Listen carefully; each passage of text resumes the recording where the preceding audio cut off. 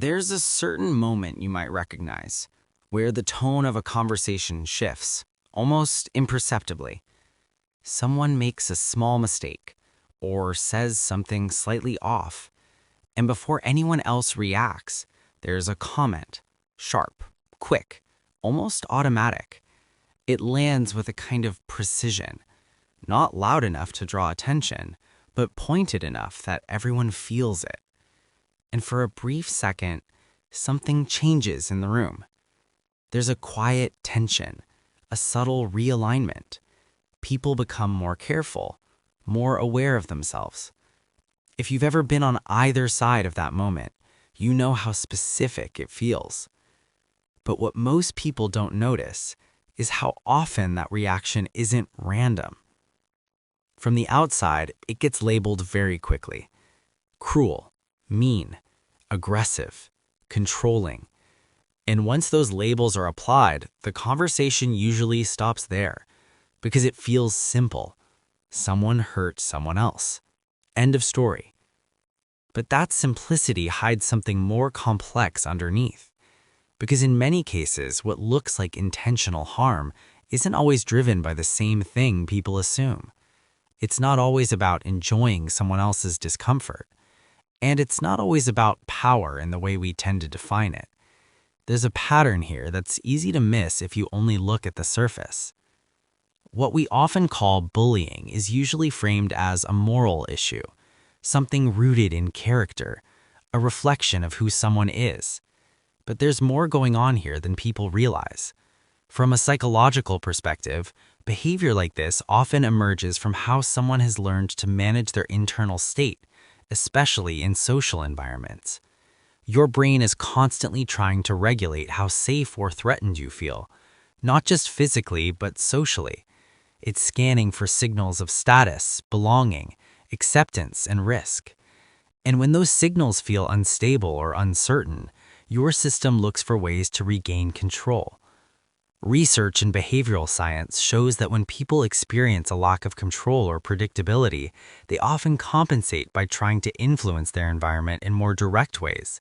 Sometimes that influence becomes forceful. Sometimes it becomes subtle, like a comment that lowers someone else just enough to shift the balance. It's not always conscious. In fact, most of the time, it isn't. Neuroscience suggests that these reactions can be tied to threat responses in the brain, especially when social interactions feel unpredictable or emotionally charged. The same systems that activate when you feel physically unsafe can also activate when your sense of identity or status feels at risk. And when that happens, the response isn't always to withdraw. For some people, it's to move forward, to assert, to control the dynamic before it controls them. That's where behaviors like teasing, dismissing, or subtly undermining others can start to take shape, not as a calculated strategy, but as a learned way of stabilizing something internally. If you trace this pattern back, it often connects to earlier experiences where social safety wasn't consistent, environments where attention came with pressure, where mistakes were highlighted more than understood, where being vulnerable led to discomfort, embarrassment, or loss of standing. In those settings, the nervous system learns something very specific, that it's safer to stay ahead of the moment, safer to control how interactions unfold rather than be affected by them. For some, that looks like withdrawal, quietness, avoidance.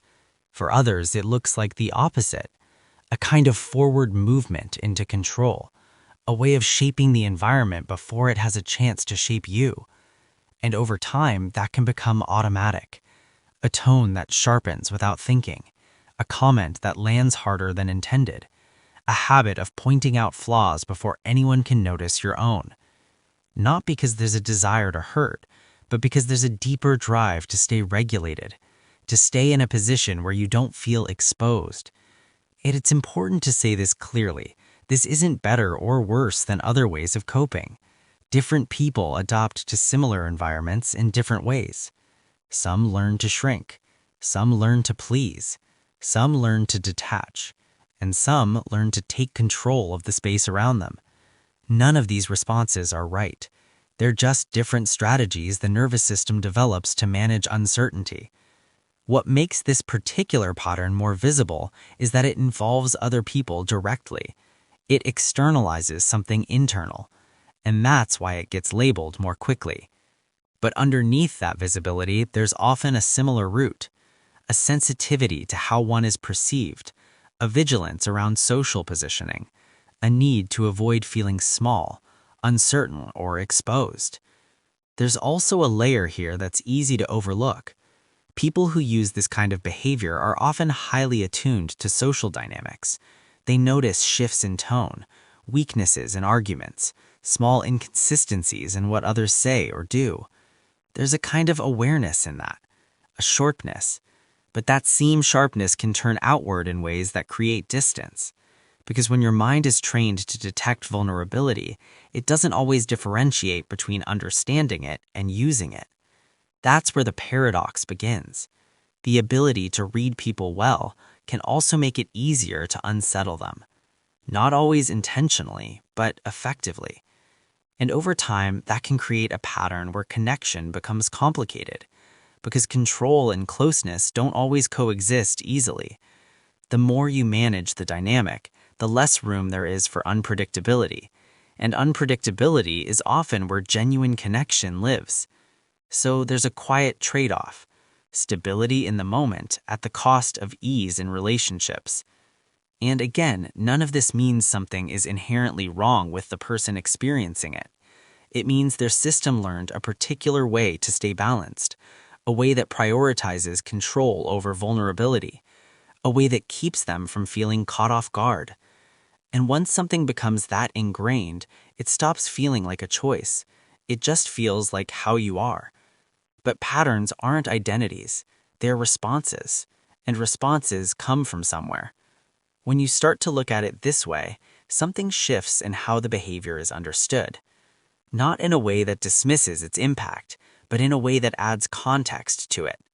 Because harm can exist alongside explanation, and understanding the mechanism doesn't excuse the outcome. It just reveals that the outcome isn't as simple as it looks. There's a system underneath it, trying to maintain a sense of balance in the only way it learned how. And that system isn't broken. It's operating on rules that made sense at some point. Rules that said it's safer to stay in control than to risk being on the receiving end of unpredictability. Rules that said it's better to define the moment than be defined by it. But those rules don't always update on their own. They continue to run even in environments where they're no longer necessary. And that's where the friction starts to show. Not always outwardly, sometimes internally. A sense that something feels off in interactions, even if it's hard to name. A distance that isn't fully intentional but still present. A pattern that repeats even when the situation has changed. And recognizing that doesn't require judgment. It just requires awareness. Because once something is seen clearly, it becomes easier to understand the role it's been playing. Not as a flaw, but as a form of protection. And protection always has a reason, even if the way it shows up isn't always aligned with what someone actually wants. So if any part of this feels familiar, whether you've experienced it from others or noticed something similar in yourself, it doesn't mean there's something fundamentally wrong. It means there's a pattern worth understanding more deeply. A pattern that formed for a reason. A pattern that still serves a purpose, even if that purpose is no longer as relevant as it once was. And when you start to see behavior through that lens, it opens a different kind of clarity. Not just about why people act the way they do, but about how much of what we call personality is actually adaptation. There's more beneath that surface than most people ever stop to look at. And if this resonates in any quiet way, there's more to uncover and not direction.